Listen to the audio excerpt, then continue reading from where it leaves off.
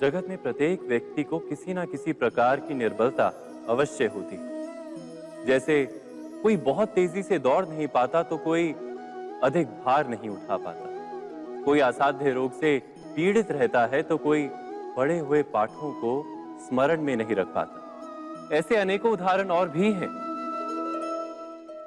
क्या आप किसी ऐसे व्यक्ति को जानते हैं जिसे सब कुछ प्राप्त हो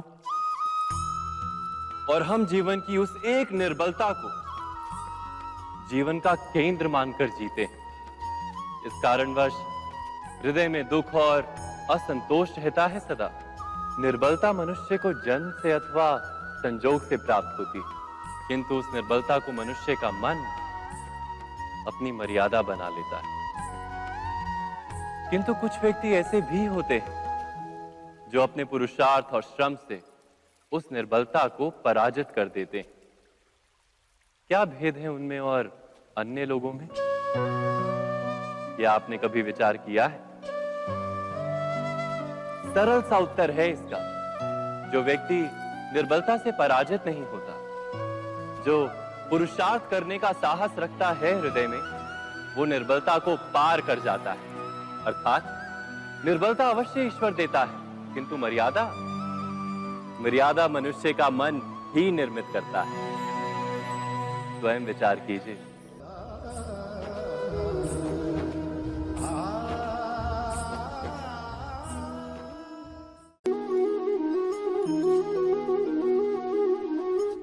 भविष्य का दूसरा नाम है संघर्ष।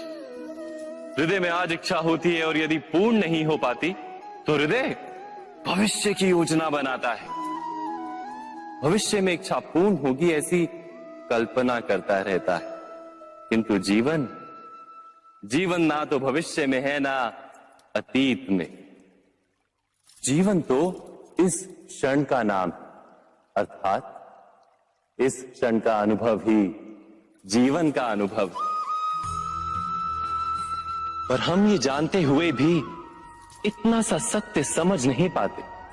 या तो हम बीते हुए समय के स्मरणों को घेर कर बैठे रहते हैं, या फिर आने वाले समय के लिए हम योजनाएं बनाते रहते हैं और जीवन जीवन बीत जाता है।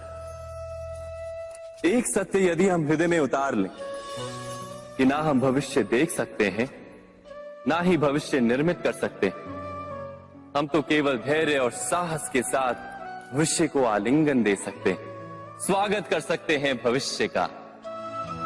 तो क्या जीवन का हर पल जीवन से नहीं भर जाएगा? स्वयं विचार कीजिए।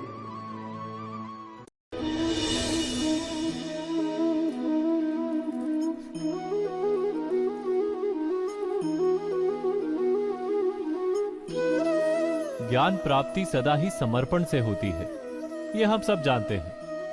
किंतु समर्पण का वास्तविक महत्व क्या है? क्या हमने कभी विचार किया?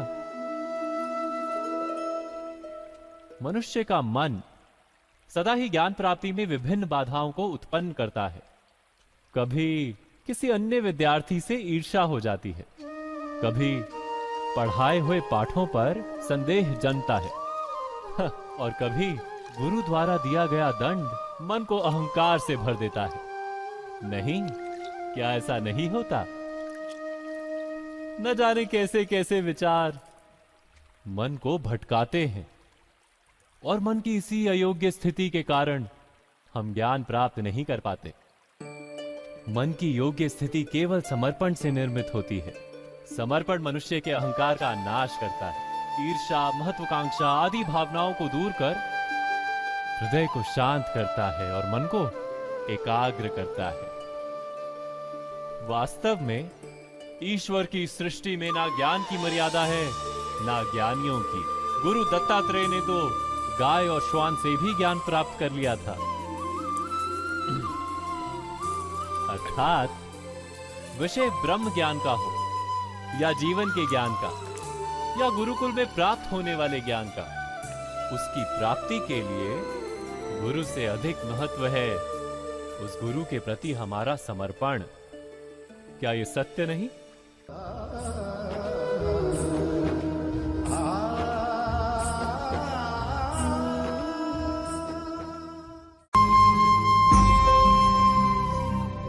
प्रत्येक मनुष्य के जीवन में ऐसा क्षण अवश्य आता है जब सारे स्वप्न, सारी आशाएं, सारे दृश्य ध्वस्त हो जाते हैं। जीवन के सारे आयोजन ही बिखर जाते हैं। एक और धर्म होता है और दूसरी ओर सुख। इसी को धर्म संकट कहते हैं। जब धर्म का वहन ही संकट हो और धर्म का त्याग ही सुख हो। विचार कीजिए, कभी किसी स्वजन के विरुद्ध सत्य बोलने का अवसर प्राप्त हो जाता है, कभी ठीक दरिद्रता के समय सरलता से चोरी करने का मार्ग प्राप्त हो जाता है, कभी किसी शक्तिशाली राजनेता या राजा के कर्मचारी का अधर्म प्रकट हो जाता है।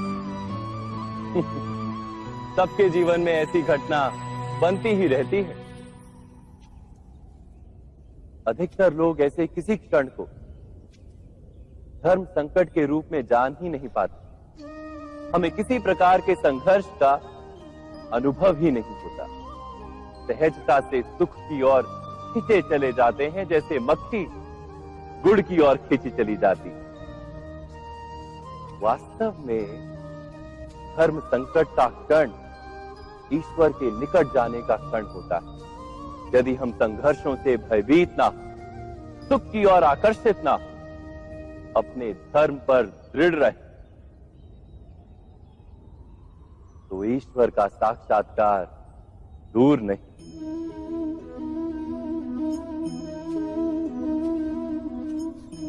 पवन से युद्ध करने वाला पत्ता यदि पेड़ से गिरता है तो भी आकाश की ओर उठता है।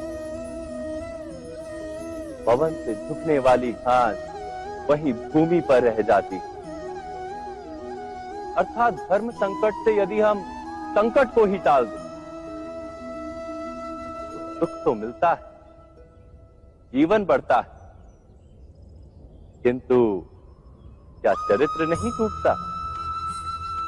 क्या आत्मा दरिद्र नहीं हो जाती? क्या ईश्वर से अंतर नहीं हो जाता? स्वयं विचार कीजिए।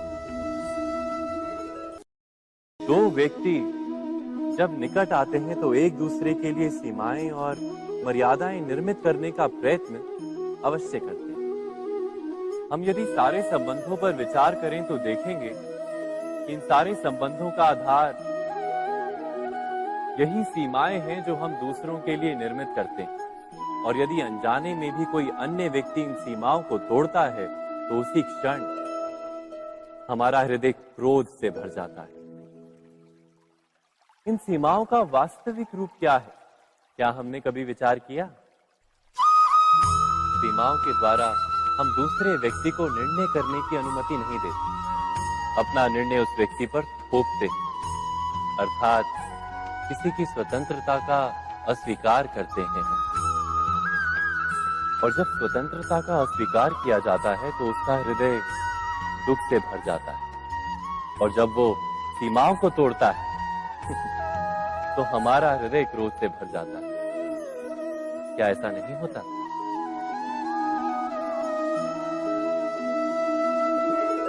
पर यदि एक दूसरे की स्वतंत्रता का सम्मान किया जाए तो किसी मर्यादाओं या सीमाओं की आवश्यकता ही नहीं होती।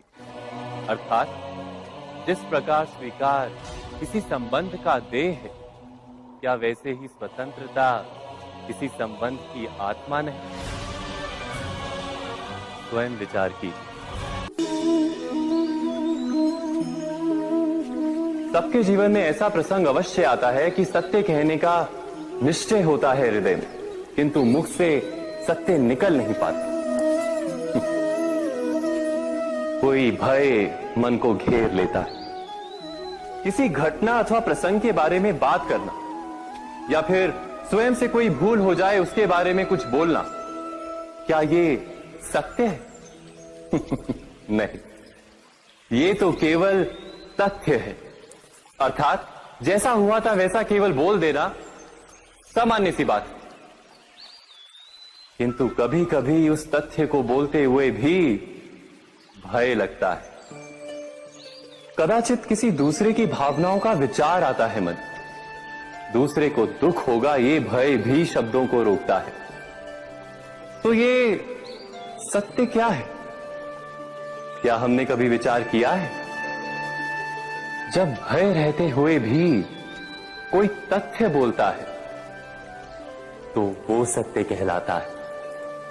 वास्तव में सत्य कुछ और नहीं, केवल निर्भयता का दूसरा नाम है।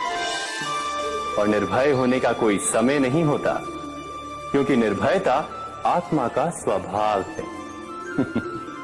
अर्थात क्या प्रत्येक क्षण सत्य बोलने का क्षण नहीं होता?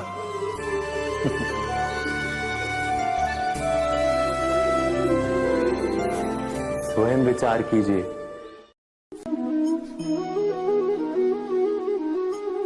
श्रेष्ठता का क्या अर्थ है? श्रेष्ठता का अर्थ है दूसरों से अधिक ज्ञान प्राप्त करना। अर्थात मूल्य इस बात का नहीं कि स्वयं कितना ज्ञान प्राप्त किया, मूल्य इस बात का है कि प्राप्त किया हुआ ज्ञान अन्य लोगों से कितना अधिक है। अर्थात श्रेष्ठता की इच्छा ज्ञान प्राप्ति को भी एक स्पर्धा बना देती है। और स्पर्धा में विजय अंतिम कब होती है?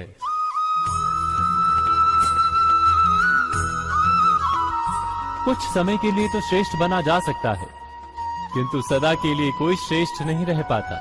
फिर वही असंतोष, पीड़ा और संघर्ष जन्म लेता है। किंतु श्रेष्ठ बनने के बदले यदि उत्तम बनने का प्रयत्न करें तो क्या होगा? उत्तम का अर्थ है कि जितना प्राप्त करने योग्य है वो सब प्राप्त करना, किसी से अधिक पाने की इच्छा से नहीं, मात्र आत्मा की तृप्ति हेतु कुछ प्राप्त करना। उत्तम के मार्ग पर किसी अन्य से स्पर्धा नहीं होती, स्वयं अपने आप से स्पर्धा होती है। अर्थात उत्तम बनने का प्रयत्न करने वाले को देर अबेर सारा ज्ञान प्राप्त हो जाता है, बिना प्रयत्न के ही वो श्रेष्ठ बन जाता है। किंतु जो श्रेष्ठ बनने का प्रयत्न करता है वो श्रेष्ठ बने या ना बने, उत्तम कभी नहीं बन पाता।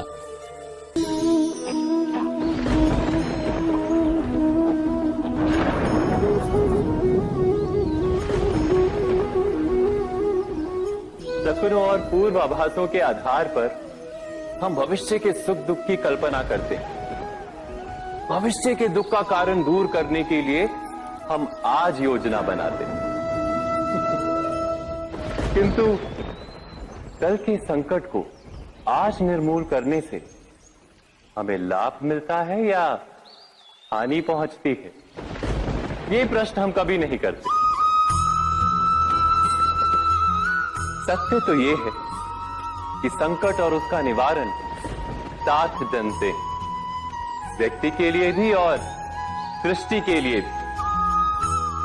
नहीं, आप अपने भूतकाल का स्मरण कीजिए, इतिहास को देखिए, आप तुरंत ही ये जान पाएंगे कि जब जब संकट आता है तब तब उसका निवारण करने वाली शक्ति भी जन्म लेती है। यही तो जगत का चलन है। वस्तुतः संकट ही शक्ति के जन्म का कारण है। प्रत्येक व्यक्ति जब संकट से निकलता है तो एक पद आगे बढ़ा होता है, अधिक चमकता है, आत्मविश्वास से अधिक भरा होता है, न केवल अपने लिए अपितु विश्व के लिए भी। क्या ये सत्य नहीं? वास्तव में संकट का जन्म है एक अवसर का जन्म, अपने आप को बदलने का, अपने विचारों को ऊंचाई पर करने का अवसर, अपनी आत्मा को बलवान और ज्ञान मंडित बनाने का अवसर। जो ये कर पाता है उसे कोई संकट नहीं होता, किंतु जो ये नहीं कर पाता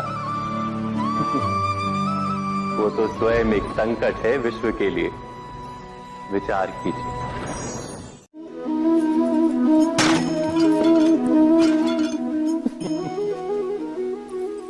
कभी कभी कोई घटना मनुष्य के जीवन की सारी योजनाओं को तोड़ देती और मनुष्य उस आघात को अपने जीवन का केंद्र मान लेता।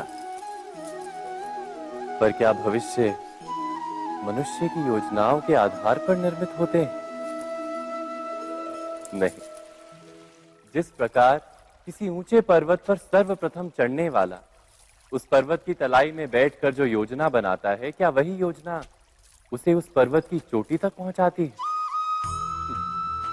नहीं। वास्तव में वो जैसे जैसे ऊपर चढ़ता है वैसे वैसे उसे नई नई चुनौतियां, नई नई विडंबनाएं, नए नए अवरोध मिलते हैं। प्रत्येक पद पर वो अपने अगले पद का निर्णय करता है। प्रत्येक पद पर उसे अपनी योजनाओं को बदलना पड़ता है। कहीं पुरानी योजना उसे खाई में ना ढकेल दे। वो पर्वत को अपने योग्य नहीं बना पाता, केवल स्वयं को पर्वत के योग्य बना सकता है। क्या जीवन के साथ भी ऐसा ही नहीं? जब मनुष्य जीवन में किसी एक चुनौती को, एक अवरोध को अपने जीवन का केंद्र मान लेता है, अपने जीवन की गति को ही रोक देता है, तो वो अपने जीवन में सफल नहीं बन पाता और ना ही सुख और शांति प्राप्त कर पाता। अर्थात जीवन को अपने योग्य बनाने के बदले स्वयं अपने को जीवन के योग्य बनाना ही सफलता और सुख का एकमात्र मार्ग नहीं? स्वयं विचार कीजिए।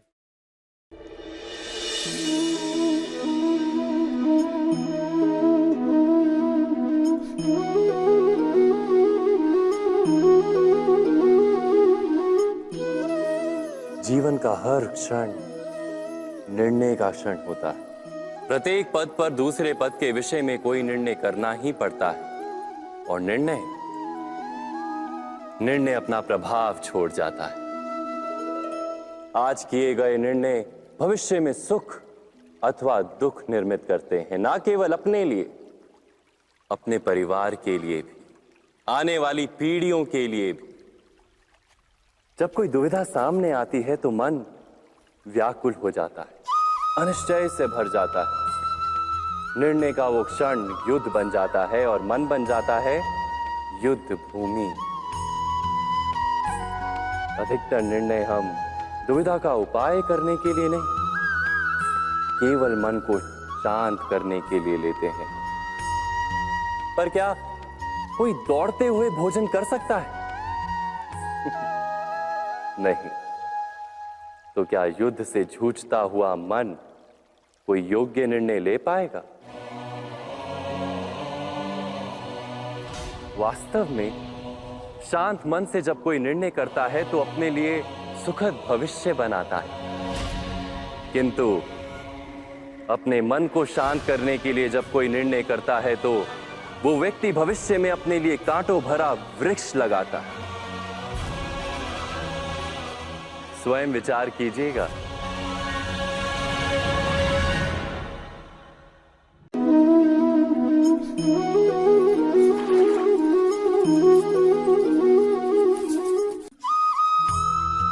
जीवन में आने वाले संघर्षों के लिए जब मनुष्य स्वयं को योग्य नहीं मानता, जब उसे अपने ही बल पर विश्वास नहीं रहता, तब वो सद्गुणों को त्याग कर दुर्गुणों को अपनाता है। वस्तुतः मनुष्य के जीवन में दुर्जनता जन्म ही तब लेती है जब उसके अंतर में आत्मविश्वास नहीं होता। आत्मविश्वास ही अच्छाई को धारण करता है। ये आत्मविश्वास है क्या?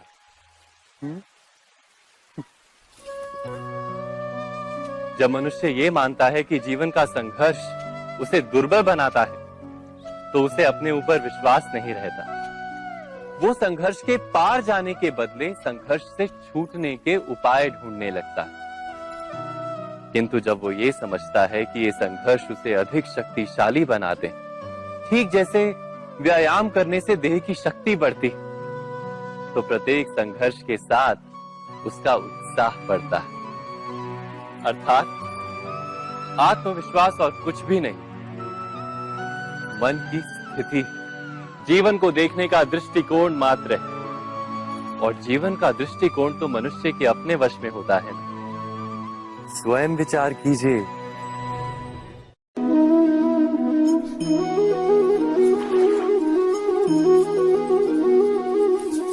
पिता सदा ही अपने संतान के सुख की कामना करते हैं, उनके भविष्य की चिंता करते रहते हैं। इसी कारणवश सदा ही अपने संतानों के भविष्य का मार्ग स्वयं निश्चित करने का प्रयत्न करते रहते हैं। जिस मार्ग पर पिता स्वयं चला है, जिस मार्ग के कंकर पत्थर को स्वयं देखा है, मार्ग की छाया, मार्ग की धूप को स्वयं जाना है, उसी मार्ग पर उसका पुत्र भी चले, यही इच्छा रहती है हर पिता की। निस्संदेह उत्तम भावना है ये, किंतु 3 प्रश्नों के ऊपर विचार करना हम भूल ही जाते हैं। कौन से प्रश्न? प्रथम प्रश्न, क्या समय के साथ प्रत्येक मार्ग बदल नहीं जाते? क्या समय सदा ही नई चुनौतियों को लेकर नहीं आता? तो फिर बीते हुए समय के अनुभव नई पीढ़ी को किस प्रकार लाभ दे सकते हैं? दूसरा प्रश्न, क्या प्रत्येक संतान अपने माता पिता की छवि होता है? हाँ, संतानों को संस्कार तो अवश्य माता पिता देते हैं, किंतु भीतर की क्षमता तो ईश्वर देते हैं। तो जिस मार्ग पर पिता को सफलता मिली है, विश्वास है कि उसी मार्ग पर उसकी संतानों को भी सफलता और सुख प्राप्त होगा। तीसरा प्रश्न, क्या जीवन के संघर्ष और चुनौतियां लाभकारी नहीं होती? क्या प्रत्येक नया प्रश्न एक नए उत्तर का द्वार नहीं खोलता? तो फिर संतानों को नए नए प्रश्नों, संघर्षों और चुनौतियों से दूर रखना, ये उनके लिए लाभ करना कहलाएगा या हानि पहुंचाना?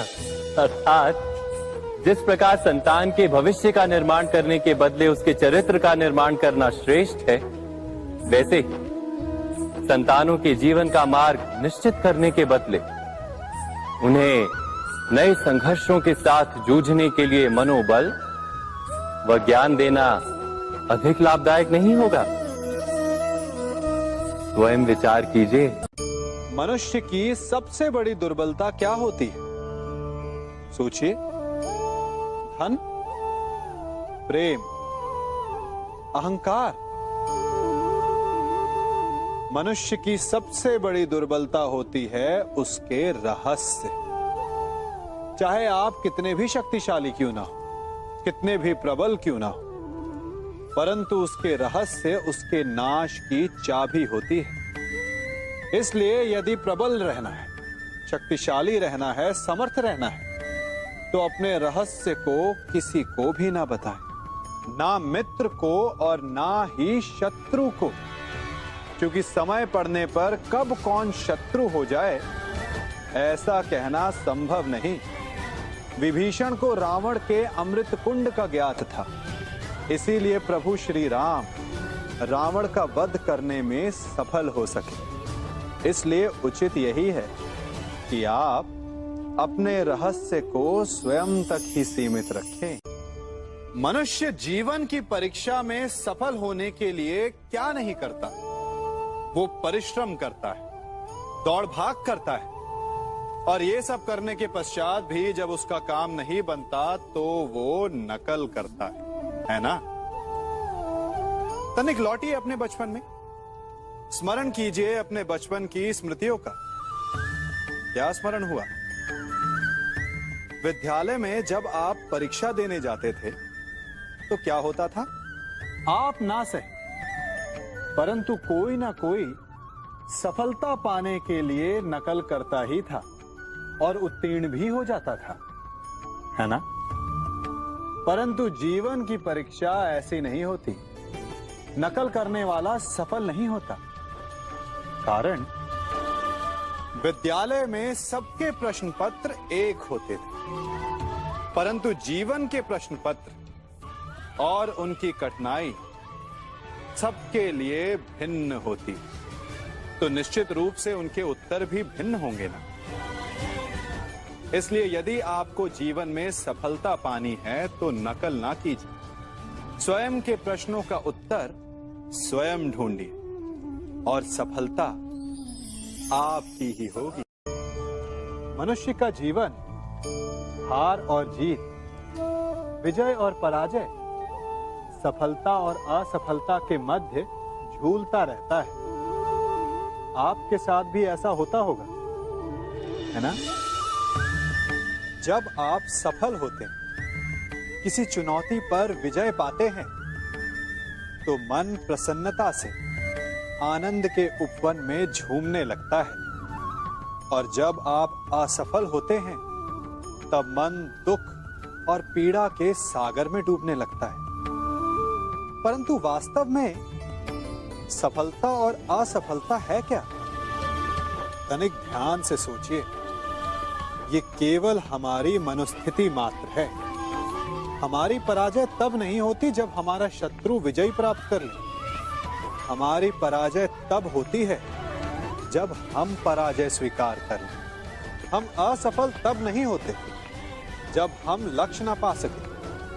हम असफल तब होते हैं जब हम प्रयास करना बंद कर दें। इसलिए प्रयास करते रहें और हार ना माने, क्योंकि जिस दिन आप हार स्वीकारना बंद कर देंगे, जीत आपके चरणों में होगी।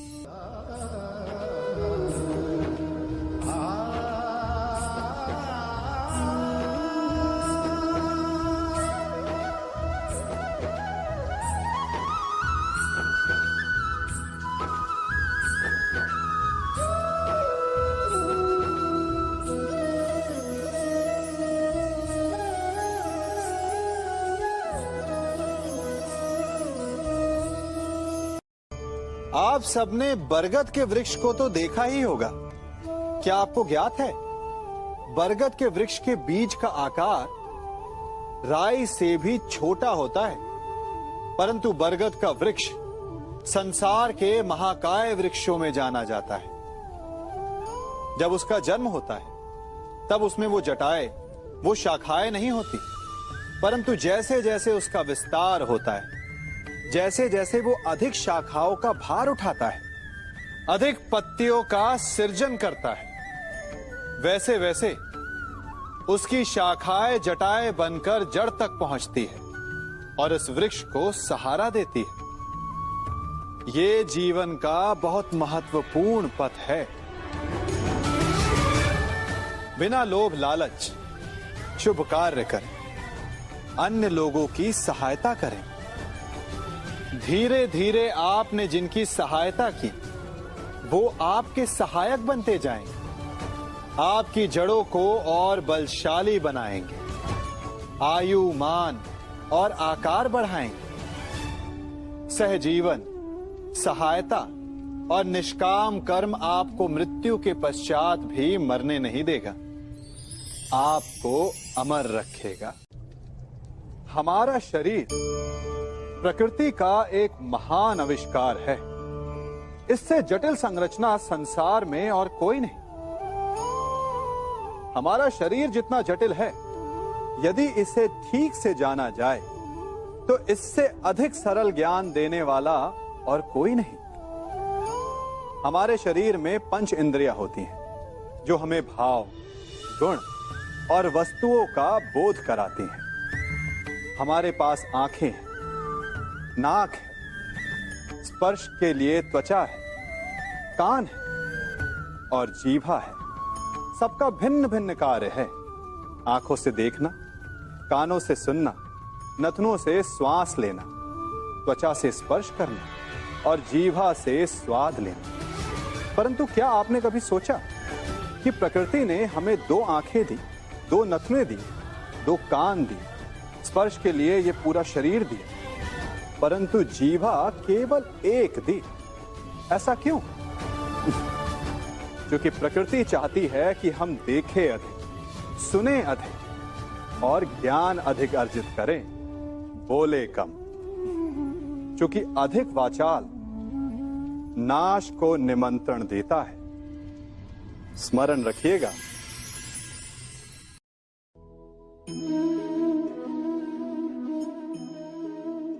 ये सदा यही कहते आए कि यदि आगे बढ़ना है तो अपनों का साथ दो। सत्य कहते हैं, अपनों का साथ देना ही चाहिए, परंतु साथ देने से पूर्व ये अवश्य पहचान लेना चाहिए कि अपने हैं कौन। क्या अपने वही होते हैं जिनके साथ हमारा रक्त संबंध होता है, या अपने मित्र? अपने वो होते हैं जो हमें सद्कार्य के लिए प्रेरित करें, हमें आगे बढ़ाएं, हमारा साथ दें। और वो जिनका साथ देने से समाज का नाश, धर्म की हानि हो, वो सगे हो करके भी सगे नहीं होते।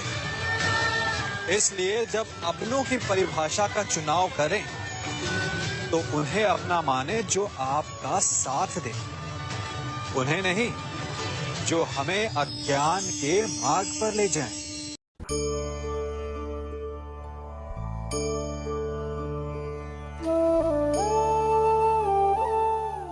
आप जिनसे प्रेम करते हैं सदा उनके समीप रहना चाहते हैं, नहीं चाहते कि कभी अपनों से दूर होना पड़े, बिछड़ना पड़े।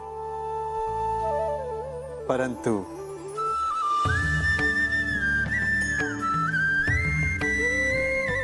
एक समय के पश्चात अपनों से दूर हो जाना उन्नति के लिए आवश्यक है।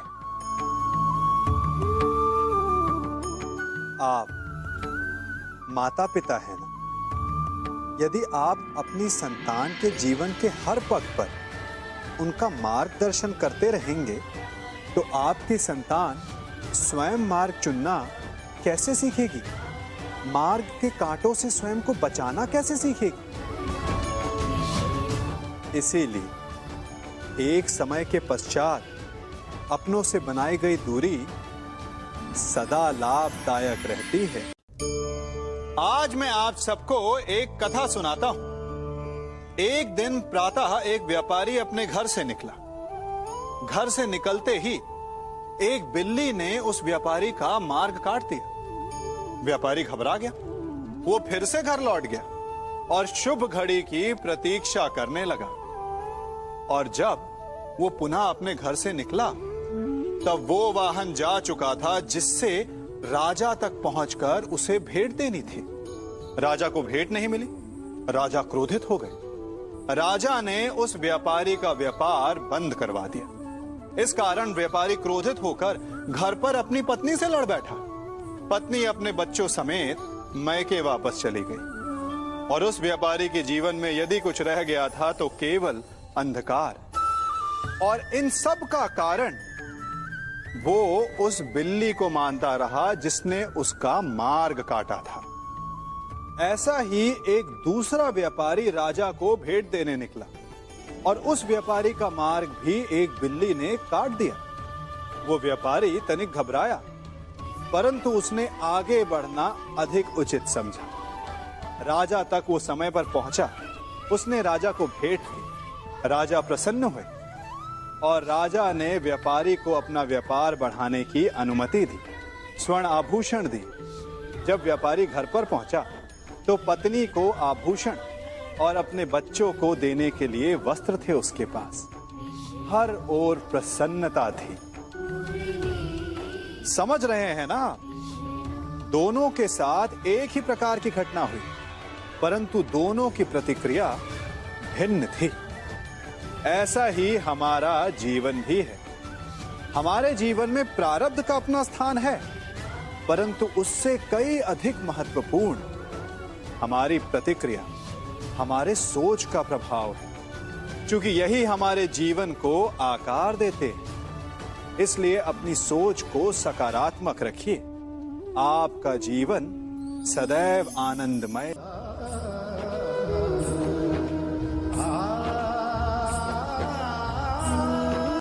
हम सभी अपने जीवन में कोई ना कोई कार्य करते हैं। कार्य करते हैं तो थकान की अनुभूति होती है और यदि थकान ना उतरे तो कार्य करने का मन नहीं करता। हम आशा करते हैं कि कदाचित एक दिन में 24 के स्थान पर 26 घंटे होते तो आराम करने के लिए हमें और अधिक समय मिल जाता। हमें ऐसा अनुभव होता है कि हम बहुत अधिक कार्य कर रहे हैं, है ना? परंतु क्या आपने कभी सोचा है कि जो लोग संसार में सफल हैं, उनके पास भी सफल होने के लिए दिन में केवल 24 घंटे थे। तो फिर वो सफल क्यों है? इसका एक छोटा सा रहस्य है। वो कार्य चुनते हैं जो उन्हें प्रिय है, जिसे करने में उन्हें आनंद आता है। उन्हें लगता ही नहीं कि वो कार्य कर रहे हैं, उन्हें लगता है कि वो प्रतिपल आनंद मना रहे हैं। और जब आप आनंद मनाते हैं तो थकान कैसी? इसलिए यदि आप जीवन में कोई भी कार्य करें तो वो आपके मन को भाना चाहिए, या जो कार्य आप कर रहे हैं उसे अपने मन को भा देने दो। सफलता आपको मिलेगी। कभी सोचा है हमारा जीवन भी उस रेत की घड़ी की भांति है? जो रेत नीचे गिर चुकी है वो हमारा अतीत है, जो अब भी ऊपर है वो हमारा आने वाला भविष्य है, और वर्तमान ये संकुचित स्थल है जहां से धीरे धीरे करके रेत गिर रही है। अर्थात हमारे पास जीने के लिए यही एक क्षण है। उसका उपयोग कैसे करना है ये हम पर निर्भर करता है। जो बीत गया उसका दुख मनाना है, या जो भविष्य में होने वाला है उसकी प्रतीक्षा में क्रोध करना है। सब कुछ करने के लिए यही एक क्षण है। प्रसन्न रहना है तो उसके लिए भी यही एक पल है। प्रतीक्षा करते रहोगे तो ये पल भी भूतकाल में बदल जाएगा। इसलिए आनंद के लिए, परोपकार के लिए प्रतीक्षा ना कीजिए।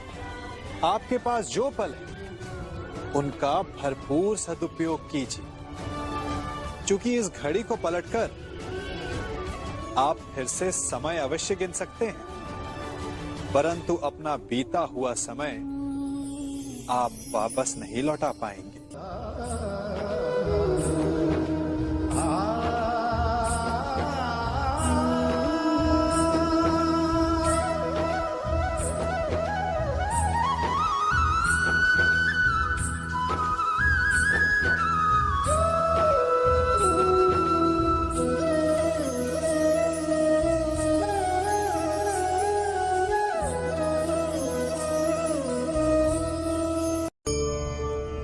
मनुष्य भी बड़ा विचित्र प्राणी है। अपनों से नीचे के स्तर के लोगों को वो हे दृष्टि से देखता है, उनका उपहास उड़ाता है, उनसे बार बार कहता है कि तुम्हारा कुछ नहीं हो सकता, तुम भविष्य में कुछ नहीं कर पाओगे। जब मनुष्य के पास धन, संपत्ति, मान होता है तो वो दूसरों का आदर नहीं करता, परंतु वो एक बात भूल जाता है कि उससे भी अधिक शक्तिशाली कोई अस्तित्व में है, और वो है समय। काल। काल अपना चक्र कब बदलेगा ये कोई नहीं जानता। समय अपनी करवट कब लेगा ये कोई नहीं जानता। कोयला भी समय के साथ साथ हीरे में परिवर्तित हो जाता है। इसलिए जीवन में कभी भी किसी का भी उपहास नहीं उड़ाना चाहिए।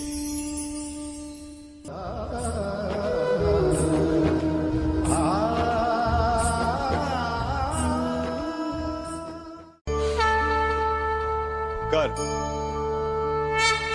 अभिमान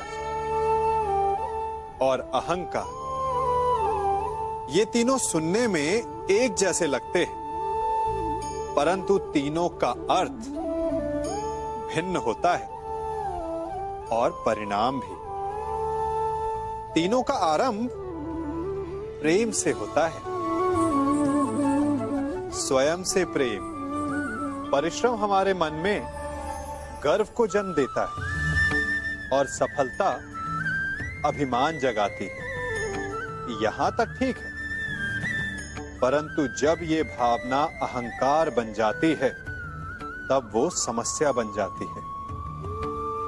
क्योंकि सबसे बुरा अंत अहंकारी का ही होता है। परंतु मनुष्य के लिए पहेली यही है कि पहचाना कैसे जाए कि अहंकार जग गया है और उसका दमन आवश्यक है। इसका उत्तर मैं नहीं, आपका मन देगा। जब तक आप स्वयं से प्रसन्न हैं, जब तक आप सबसे ऊंचा उठने का प्रयास कर रहे हैं, तब तक ठीक है। परंतु जब आपके मन में दूसरों को नीचा समझने का भाव आ जाए, तो सावधान हो जाइए, क्योंकि यही अहंकार है जो वास्तव में आपको हीन कर रहा है।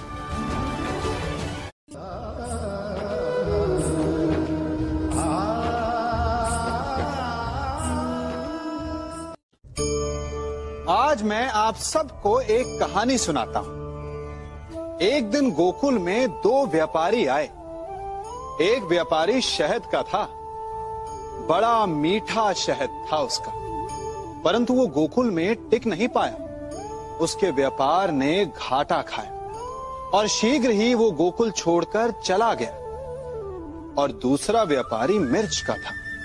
पहले दिन वो एक पोटली लाया और दूसरे ही दिन वो पूरी बैलगाड़ी भर कर लाया। और धीरे धीरे पूरी मथुरा में उसकी धाक जम गई। मुझे बड़ा आश्चर्य हुआ, तो मैंने बाबा से पूछा कि ऐसा क्यों कि एक मीठे शहद का व्यापारी कंगाल हो गया और एक मिर्च का व्यापारी धीरे धीरे नगर सेठ बन गया। बाबा मुस्कुराए और उन्होंने कहा कि मीठी बोली बोलने वाले की तीखी मिर्च भी बिक जाती है, और जो कड़वी बोली बोलता है उसका मीठा शहद भी नहीं बिकता।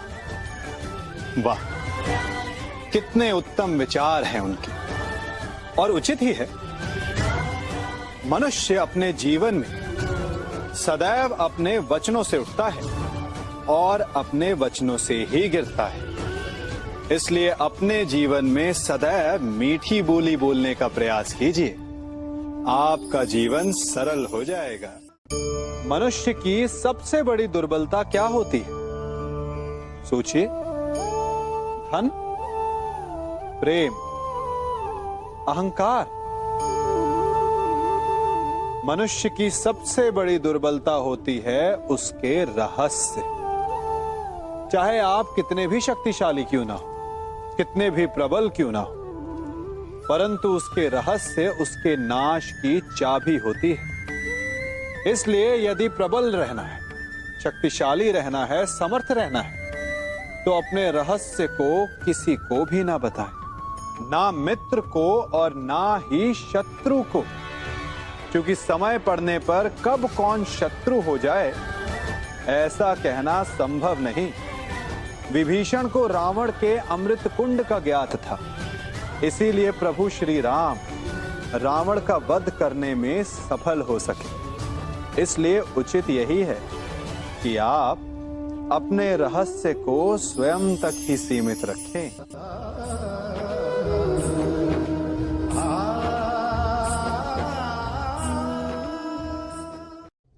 युवा अवस्था भी हमारे जीवन का कितना सुंदर काल होता है ना। बाहु में बल, मन में कुछ बड़ा कर जाने की चाह, आंखों में भविष्य के सुंदर और कोमल सपने। और इसी अवस्था में मनुष्य के भीतर पनपता है प्रेम। किसी को देखकर उस पर मन मोहित हो जाता है और फिर मनुष्य अपना सब कुछ उस पर न्यौछावर कर देना चाहता है। फिर प्रेम की परिणति होती है विवाह में। क्यों? सबको अपने खट्टे मीठे संस्मरण स्मरण हुआ है ना। परंतु यहीं से अधिकतर माता पिता और संतान के मध्य विचारों का विरोध प्रारंभ हो जाता है। संतान को लगता है कि उसका चुना जीवन साथी ही उसके लिए उपयुक्त है, और माता पिता को लगता है कि संतान अनजाने में भूल कर रही है। संतान का तर्क होता है कि उसे विवाह किससे करना है, ये उसका अधिकार है। और माता पिता का तर्क ये होता है कि अब भी जीवन साथी चुनने की समझ संतान में है ही नहीं। तो इस अवरोध को काटा कैसे जाए, उचित निर्णय कैसे लिया जाए? इसका एक ही मार्ग है, अपने उत्तरदायित्व का भान और अपनों से बड़ों के मापदंडों का भान। विवाह करने से पूर्व ये जान लेना आवश्यक है कि विवाह केवल अपने प्रेम को पाने का मार्ग नहीं है, अपितु विवाह से जीवन का एक नया द्वार भी खुलता है। और हर नए जीवन के साथ नए उत्तरदायित्व भी होते हैं।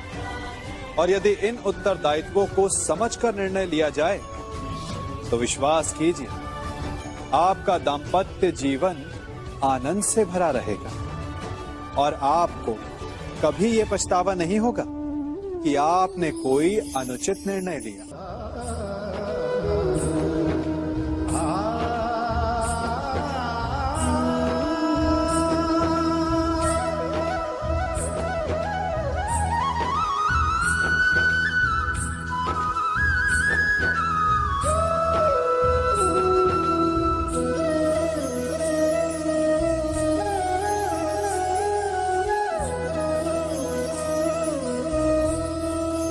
जब सागर का जल वाष्प बनकर उड़ता है तब वो हमें दिखाई नहीं देता। मेघ उस जल को अपने भीतर छिपा लेते हैं, लंबी यात्रा करते हैं, प्रयास करते हैं कि वो जल सदा उनके भीतर छिपा रहे। परंतु जब वायु का वेग उन्हें उड़ाकर किसी पर्वत से ले जाकर के टकरा देता है तब उन मेघों को बरसना ही पड़ता है, क्योंकि यही नियति है, यही प्रकृति है। क्योंकि जल को सागर में जाकर मिलना ही है। ठीक ऐसा ही हमारे साथ भी होता है। हम सत्य को अपने मन के मेघों में चाहे जितना छिपाने का प्रयास कर लें, परंतु समय की आंधी उसे वास्तविकता के पर्वत से ले जाकर के टकराकर हमारे समक्ष ले ही आती है। जिस भय के कारण आप सत्य को सामने नहीं लेकर आना चाहते, एक दिन वही भय हमारे समक्ष आकर खड़ा हो जाता है और फिर हम लाचार हो जाते हैं, क्योंकि हमने उस भय का सामना करने की तैयारी नहीं की होती। इसलिए सत्य से भागे नहीं, उसे छिपाए भी नहीं, उसे स्वीकार करें। भविष्य की बड़ी विपत्ति से बच जाएंगे।